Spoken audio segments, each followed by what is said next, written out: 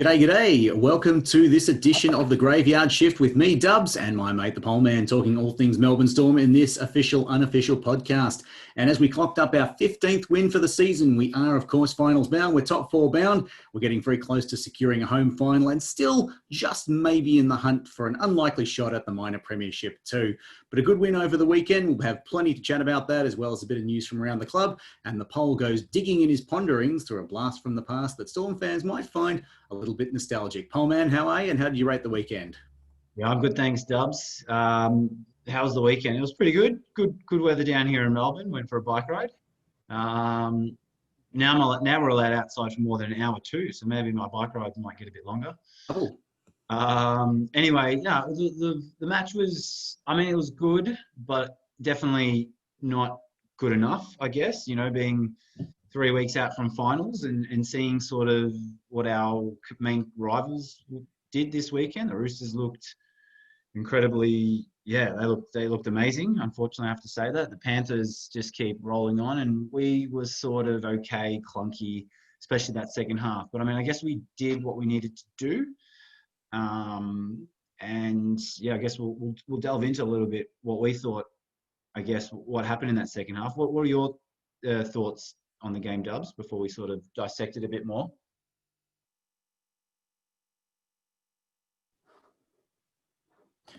sorry, Pole Man. I think I lost you for a moment there. I missed the last bit of what you said. Just what are your thoughts there, Dubs, on the game? My thoughts, mate. Look, I'm going to echo what you said to at least to an extent that I think we've still got a bit to show, and we're probably, in second gear, which isn't really good enough at this stage of the season. But I'm not panic stations yet. If this were the first week of the finals and we were looking scrappy and scraping results, I'd start to panic. We did that back in 2016, and of course that season where we were the best side for most of the year, and we never quite peaked in the finals campaign. We were scrappy in that prelim final against Canberra, and then of course we only played half a game against the Sharks, and we paid a heavy price in the grand final. I would be much happier if we probably from this week started to put our foot on the pedal a little bit more once again. I'm not too shocked because I did see Bellamy trying a few things. You and I already talked about the fact that once Brenko Lee had gone off, that Riley Jack spent a bit more time at 5'8". Munster went back to that role that that he had in his breakout season at fullback, and of course Nico Hines went into the centres. It wouldn't surprise me if Bellamy just wants a look at his backup options should, God forbid, a key player like Pappenhausen or Munster go down, to see who his best second choice for 5'8" is, his best second choice for fullback is. Those are things he needs to consider if we're looking at a deep finals run. So it may be that he was being a little bit experimental there. I'm not super concerned. But at the same time, you look at a game where it was really never in doubt in terms of the result. At the same time, it never blew out when it really threatened to a few times. Yeah. And it also occurred to me that this isn't necessarily a bad thing, certainly not for the next few weeks, but geez, Cameron Smith can play. He really was, with it, almost without looking like he had to put in a huge effort, managed to really control the game whenever it might have been in doubt. So the work he did setting up his teammates was exceptional. Cam Munster also, I thought, had another good game, demonstrated what he can do, and love to see the work. Boy. Yeah, absolutely. And didn't he celebrate it? and, Yeah. and the man who's behind your noggin there, we've always Yeah. a lot of love for Big Nelson, but popping up that big V, if you're a proud Victorian like you and I are, mate, that is just great to see. There's a lot of love from the Storm club back to the community that has embraced it here in Melbourne, and reminded us of another big fella that we love very much. Didn't see Nelson popping the handstands, but maybe if we have another grand final in a few weeks, he can pop a Glenn Lazarus. So to sum up, I'm satisfied, but not particularly thrilled. There's still another level that we need to find. If we cop the Roosters, which is looking increasingly likely in week one, at this stage, if you're a betting man, you'd say Storm second, Roosters third is probably how it will play out, probably. And that fixture is likely for the first week of finals. So it's not a prospect I particularly relish because they are a very good side, but you've got to beat the best teams. So a bit like last year when Canberra knocked us off in week one, that kind of derailed our finals run a little bit. It meant we copped them in the first week of in the prelim. A bit like that this year, we have an opportunity to send them to the other side of the draw and potentially put them up against a Penrith or a Parramatta, maybe a Penrith if they. I suspect they'll probably win that first week of finals at this rate. But geez, if I was, the part of me that, whatever way you look at it, if the Roosters finish fourth and Penrith finishes first, and let's say we got Parramatta and had a win over them in round one, we're still going to have to come up most likely against one of those other two top four sides. So there's no easy fixtures. Don't particularly relish playing the Roosters, but I do relish the opportunity to beat one of the best teams in the comp in finals, and that is something that may come up. Yeah, you're right on that. I mean, initially my thoughts were, I think we have to resign to the fact that we are probably going to play the Roosters week one. I mean, they've got Souths the last game, which I'm sure South Sydney will fire up, the local derby there, which they may be in danger of losing. Initially I thought, well, that's bad. Parramatta at this stage, they're looking like a much easier opponent. But in saying that, on the flip side, if you're playing week one and we do stuff up, at least we do get that second chance. Like last year, we had to face them in the prelim. And that was obviously the end of our season. So, although we've knocked off the Roosters twice this year, so I don't really see beating them comfortably. Really go into that game scared at all. I mean, I think we can be very confident going into that game. Just back on the game on Sunday too, and on Brinko Lee, I was a little bit worried when he came off, and I think you're right. I think Bellamy may have just been trying out some new positions, giving Riley Jacks a bit more time, because obviously Munster went to fullback, Nico Hines went to the centres. I don't think that really worked well. I think a few of those tries we conceded was on that side. They seem to be attacking that side a lot. The Suliasi Hines combo, I don't think did very well. As much as I love Sully, I got a photo with him after the grand final in 2017 at the airport. So he's my favourite, but I think he had a shocker on the weekend, to be honest. You can forgive him a little bit. It's his first game back after a while, so you could see him blowing out the cobwebs, and I'm confident he'll bounce back. But yeah, Brinko Lee. So I didn't see this, but a few people I read online wrote that they saw him with a trainer, so which got me a bit worried. But he has been named in the squad this week, so hopefully everything's okay with Brinko. There's been no official word out if he copped a knock or anything like that, but yeah, so that's where Brinko's at. Also, on the first half, Maguire, I did some research. I believe what he said to the referee was, F me, you see. It was a really stupid thing to do. That's beyond done. It was so strange. It's just out of nowhere, like, oh, you're off. And, you're watching the game. And I'm like, wait, who's off? What just happened? Like, am I watching the same game? And, yeah, what a stupid thing to do by Maguire there. I mean, really, like, they were 4-0 up. And then that just completely gave us, I think we scored 2, maybe even 3 tries in that 10-minute. Quite quickly, yeah. And that was basically, they were shot after that. So anyway, they were sort of my thoughts. I think for me, they were the main talking points of the game. And Cameron Smith's try, I can't believe that was denied. That was a joke. Like, he got penalised for, Jerome Hughes was penalised for getting out of the way. Like, he did not impede. I don't know how they come up with these decisions. But anyway, we won. It didn't affect the results. So, as I say, it's better to cop calls like that when you're up by 16, 20 points than when it's a close game. Clearly, Cameron Smith needs to branch out, and during those decisions, he needs to run up to the video ref's room and control things from up there like he does on the field. Yeah.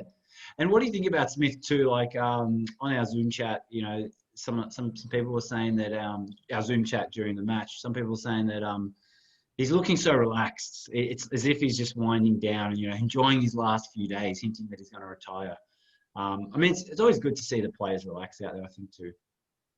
Oh, completely right. And I think he's such a good player that when he's in a comfortable headspace, that's a good opportunity for him to be really in control, calm, focused, a good leader. I think you want players to have a certain intensity, especially leadership players, but you also want them to have a cool head, because there are going to be times in big games when you need to look to someone who is calm. And no one's played more than him. No one's been in those situations, those big situations more than him.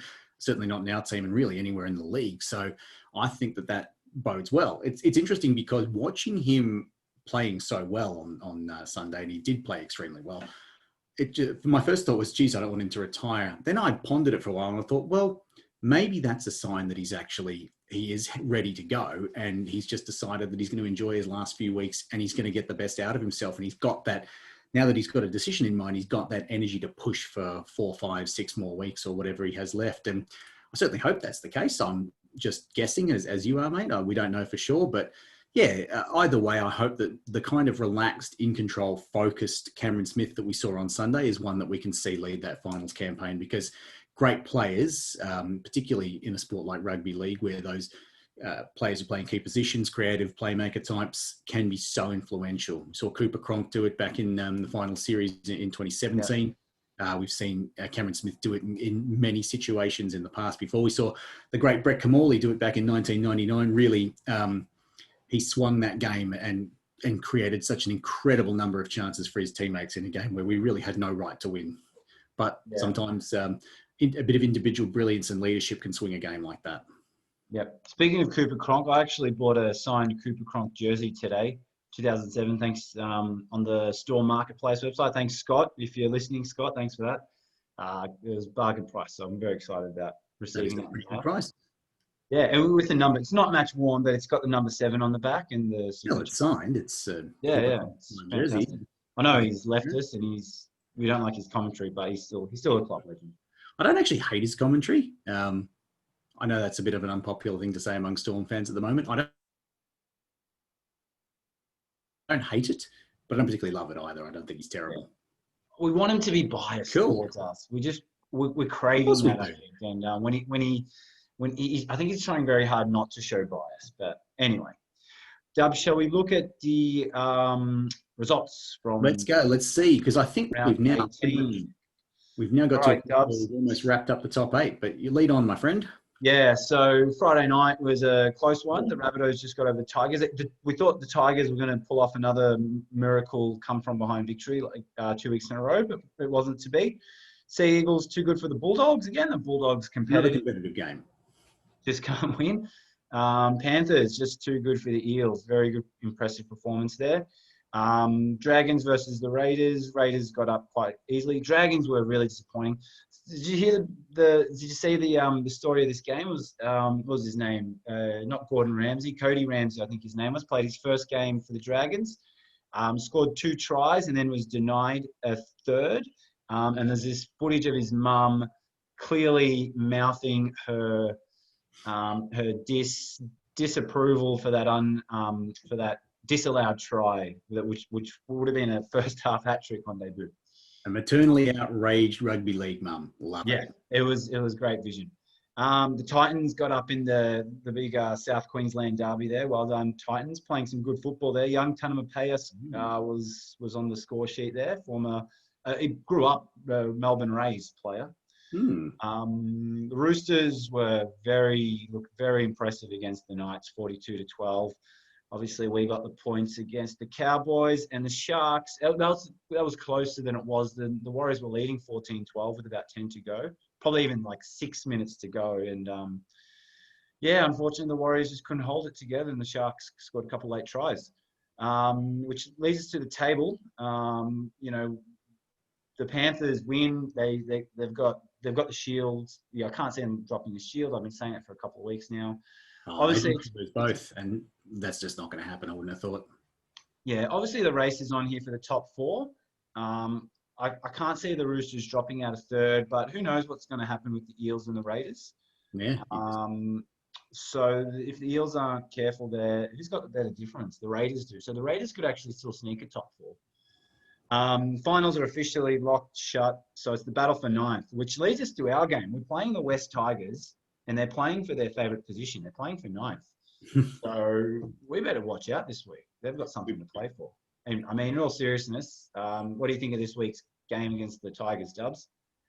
Look, I'm going to be honest with you, mate. I feel like the fact that they fell short and the fact that they couldn't get to that desperately needed win really probably hands advantage us, because at this point, it's now official. Their season is done. Just like the Warriors, it was a valiant effort the last couple of weeks. The Warriors and West were the last 2 sides realistically vying for it. And in the end, that Cronulla win over the Warriors sealed it. So, yeah, I think at this point, West's, they'll be disappointed. They'll be a bit hurt at this point. I'm not sure that after a long season affected by COVID, affected by travel and everything else, that after having now officially mathematically come to an end, that they'll be feeling particularly up for this one. So if we were to lose this game, it would be bitterly disappointing. This is a team, this is an example of 2 different teams, one who's priming themselves for finals and one who is now accepting that their off-season is a fortnight away. So forget about personnel. Mindset means that should not be a Melbourne Storm loss, barring something that goes very wrong. And if that's the case, next week we'll be talking about something that went very wrong.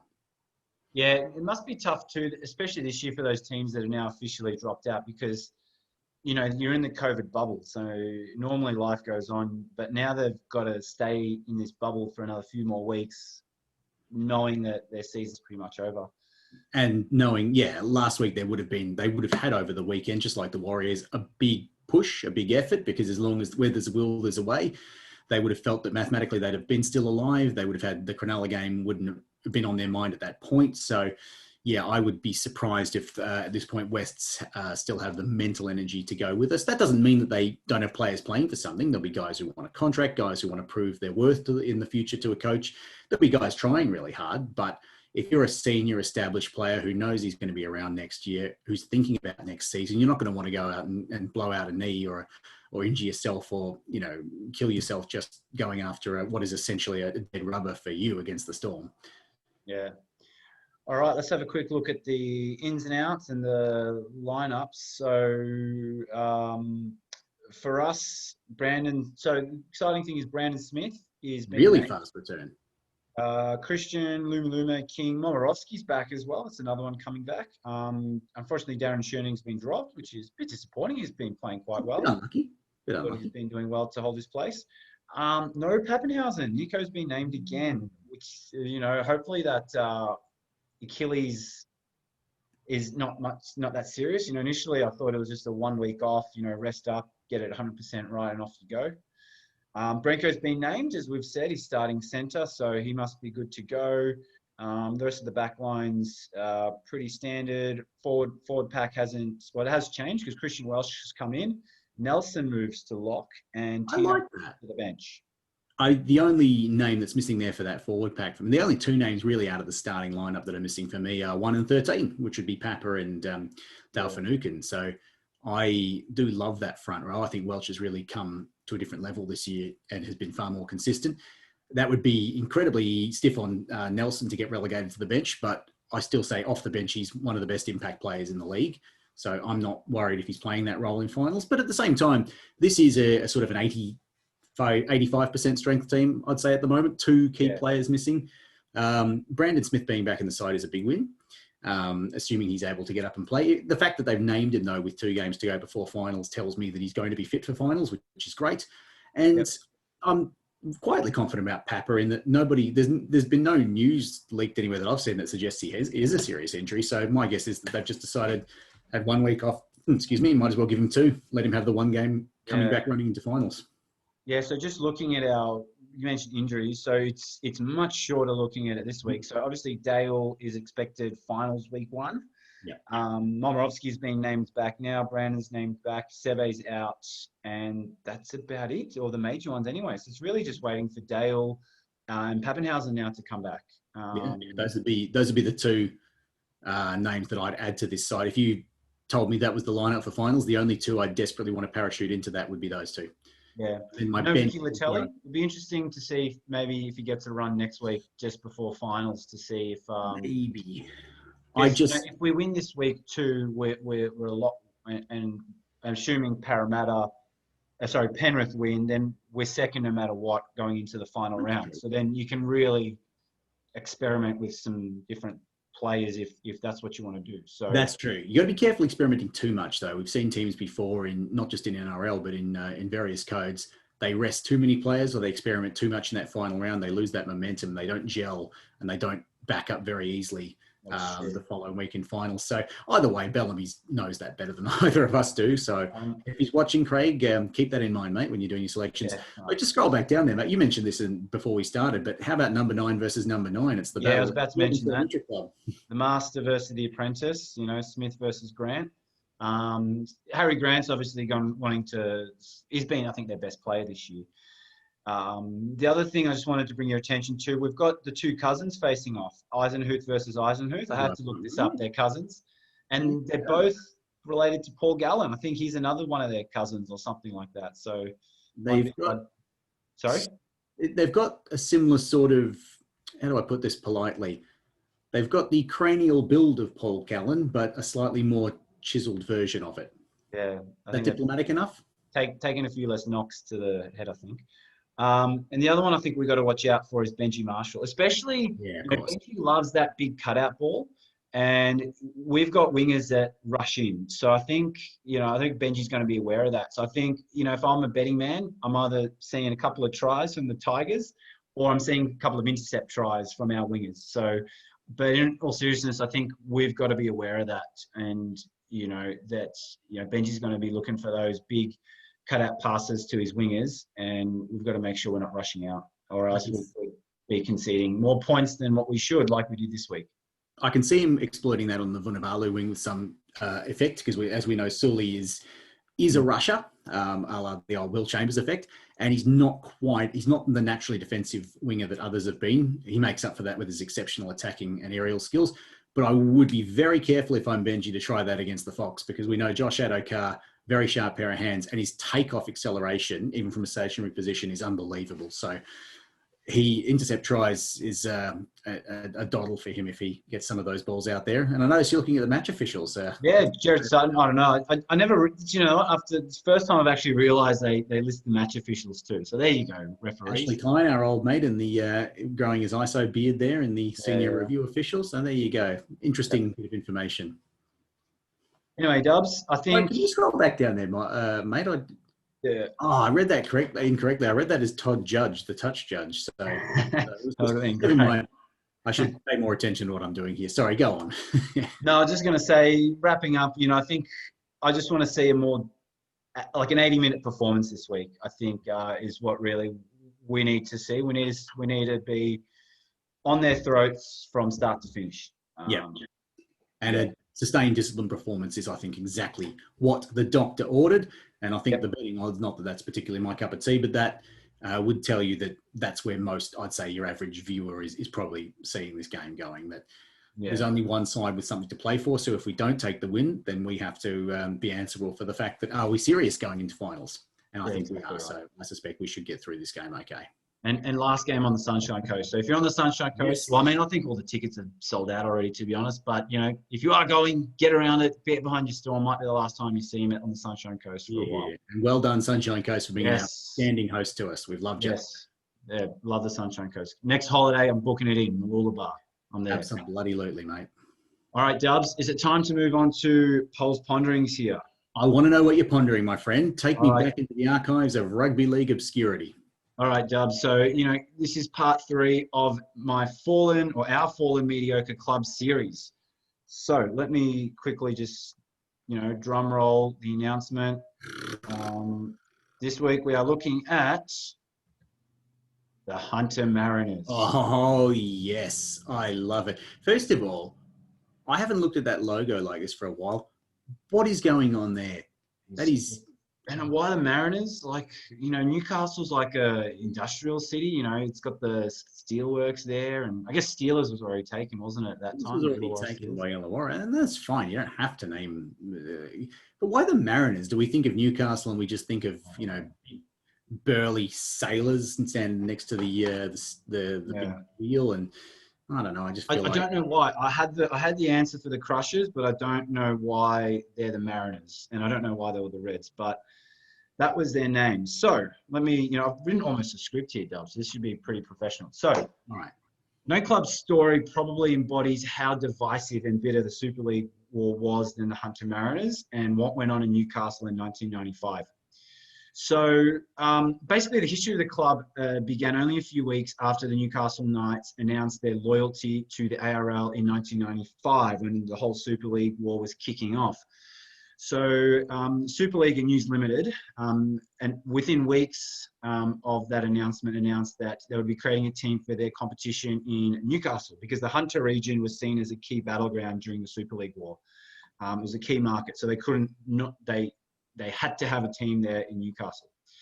The team name was decided on the Hunter Mariners, and they were able to sign up a lot of young talent that wasn't snapped up or wasn't getting much game time at the Knights at the time. So a lot of like your reserve grade players or players that were sort of on the fringe. They saw the Mariners as an opportunity to basically be in the first squad. But as most of the Newcastle Knights players signed with the ARL. So as I said at the start, they were, what went on in Newcastle was quite, it embodied what the Super League war was about. It was really bitter, it was really toxic, and there was so much hatred in that city towards the Mariners. So I've got a few quotes here. This is from the Sydney Morning, this is from an old website, rl1908.com. So this is a quote. The Sydney Morning Herald described the club before its 1997 debut as the most unpopular in the history of rugby league. Where was another quote here? So the reason why they were so unpopular was because obviously they saw the new ARL and the Newcastle Knights as this is our team. How dare this foreign competition, this money, this corporate shill of a Hunter Mariners come to our city. And, Newcastle's a very working class sort of town. And so they really banded together. Like, I guess you can look at it as an angry mob, but I like to see it as more of a positive. Like, they're really sticking by their team.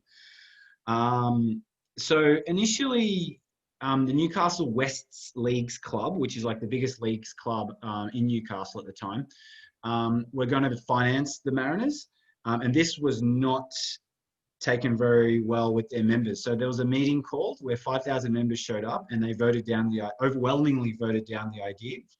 The guy who was president of the West Leagues Club at the time, Bob Ferris, eventually left Wests to become the Hunter CEO because he sort of pledged allegiance there, and therefore News Limited had to prop up the Mariners. Interestingly, now though, the Wests Leagues Club owns the Newcastle Knights. So it's funny how sort of things come around like that. Okay, they were hated from the get-go. So here's a quote from a journalist from NRL.com, Brett Keeble. The Hunter Mariners was despised, probably the most unpopular team in the history of rugby league. The whole thing became so nasty, you had some of the Mariners executives going around town with bodyguards because of death threats. And here's another quote from Brett Comorley, who actually played for the Mariners. I'll touch on the Melbourne Storm players there a bit later. I thought if they were in Newcastle, I'd sign for the Mariners, and that gives me a great opportunity to never leave Newcastle. However, the offices got vandalised a few times. It was so obviously everyone showing their allegiances to the Knights and the very anti-Hunter Mariners. So they were very hated. And there was a group started actually called Aussies for ARL by a lady called Barbara Davis, who would become the first ever female on the Knights board. Basically, Aussies for ARL's sole purpose was to make life hell for the Mariners. They would lobby local governments to block anything the Mariners wanted to do. Like they wanted to fly like banners down some main street in Newcastle promoting their club. They were able to block that. They were able to successfully lobby the local governments. It went to court actually, but they were blocked playing out of Marathon Stadium. I don't know what it's called now, but I always knew it as Marathon Stadium. Basically where the Knights play now, where they've always played. And then the Mariners, they ended up playing at Topper Stadium. Do you remember Topper Stadium, Dubs? Vaguely. It's where the Newcastle used to be called Breakers Stadium. So it's where the Newcastle Breakers ground. Yeah. Yeah, the old NSL club, Newcastle Breakers. So they played there, and the basically Aussies for ARL, I believe, threatened the Newcastle Breakers, saying that if they let the Mariners play there, they would actively get all the rugby league / Newcastle Knights fans to boycott the Newcastle Breakers games. This didn't really seem to upset the Breakers too much because I felt they probably felt they're only losing maybe 3 or 4 guys. So they allowed Topper Stadium to be used for the Mariners. They were meant to play, obviously, in 1996, but then there was the famous court case in 96. So then they had to, that set off the back burners. Eventually, when Super League got the green light, they played in 1997. They finished 6th in the 10-team comp. They just missed the finals. The finals were top 5 that year. They averaged about 5,000 to 6,000 fans, which, I mean, is pretty bad. But considering all the sort of hatred that was, like, you know, those groups actively lobbying against them all the time, but everything, it's actually not too bad, in my opinion, considering the Knights, you know, they were getting about 15,000 to 20,000 at games. But the biggest triumph was when they almost took out the 1997 World Club Challenge, where they lost 32-12 to the Broncos in the final. So back then, I think I mentioned this in another episode, the World Club Challenge, all the Super League clubs in Australia and the teams in Britain played off during the year, and they had like a finals sort of thing. The most famous win was a come from behind win against Wigan in England in the quarterfinals of the World Club Challenge. Eventually, they were wound up as a peace deal when Super League and the ARL came together to make the NRL. It was seen that ARL got Newcastle and News Limited got Melbourne, so then there was no room for the Hunter Mariners. Although there was talk about merging them with the Gold Coast. Now, this was another interesting quote from the Rugby League, that RL 1908. So the Newcastle Knights, as you know, won the 1997 ARL comp. And as we said, the Mariners lost that World Club Challenge. This is the quote. Who knows what effect the Mariners winning the WCC and the $1 million prize money would have had on peace talks in their long-term future. The Knights were on the verge of collapse in the weeks leading up to the ARL Grand Final. If Newcastle had lost and the Mariners had won, the financial status of each club would have been markedly different. News Limited may have been reluctant to turn their back on their World Club Challenge champions. So interesting there. Imagine if a turn of events there, Newcastle lose the ARL Grand Final and the Mariners win the World Club Challenge, and all of a sudden, who knows, Dubs, maybe they would have merged, or maybe the Mariners would still be around. So who knows? Now, the Melbourne Storm link, very, very strong Melbourne Storm link. So our 98 squad, we got Scott Hill, Paul Marquette, Robbie Ross, Richard Swain, John Carlaw, and Brett Camorley, all out of that Mariners squad. So our spine for that 1999 Grand Final basically came from the Hunter Mariners. One other interesting thing I wanted to add was Robbie Ross. So there was this good article about a month ago on the NRL website with Robbie Ross. He talked about his whole career, but he talked about the Mariners. So Robbie Ross was actually, I think he was either the first or second behind Glenn Lazarus, Melbourne Storm players signed. And basically Chris Johns, who was the Melbourne Storm, I don't know what his position was, but he was basically in CEO initially, wasn't he? Something like that, but he put the team together. He basically told Robbie Ross to go up to Newcastle and poach as many players as he could. So this is a quote from Robbie Ross in his time from the Hunter Mariners and basically Melbourne Storm. So it was one of my favourite years by far, that Hunter Mariners year. We were flying around the world, playing games in Paris, in England, went to Auckland and played in the final. We were all flying around business class. We knew it wasn't going to be sustainable, but we had a hell of a ride that year. And this is about the formations of the Storm. So Chris Johns, said to me, can you do me a favour? Go up and see if you can get the Mariners boys on board. So he flew me up to Newcastle. I asked to meet me at the Cricketers' Arms, and they were all there.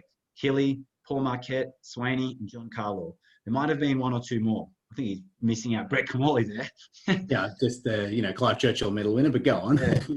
I was walking in, and I remember Michael Hayden, who was the Mariners public relations manager at the time, standing at the north end. He said, what are you doing there? I said, I'm just having a chat to the boys. He said, you're not taking them, mate. They're staying in Newcastle. I said, we've all signed with News Limited. They have to go to a News Limited team. I had a chat to them anyway, told them what it was like down there, what the vision was. At the end of the day, they were all signed with News Limited, so they had to go to the News Limited club. Interesting stuff too, because obviously we were News Storm, we were News Limited, so we could only because some of the players who signed those Super League contracts, they weren't for one season, they were for several years. So, yeah, interesting stuff. So, let's just quickly look at the photos here. So, Mariners logo, there was a team shot. See if you can spot the Storm players. There's Brett Camorley, young Brett. That head is unmistakable. That was Graham Murray on the right. He was their coach. No, not Muppet. Sorry, Mark Murray was Muppet. Graham Murray. Yeah, and that's Hagan on the left, who went on to actually coach the Knights to a premiership. There's Paul Marquette with the electrical tape. Yep, that very unmistakable noggin. Yep. And Willie Mason, he didn't play a first grade game from him, but he played in the juniors. So Willie Mason played a season at the Hunter Mariners. Interesting. Nice. Yeah. There's their cheerleaders. They're not much... There's Camorley again. It's all Brett Camorley. Camorley with maybe two of their fans with their big supporter base.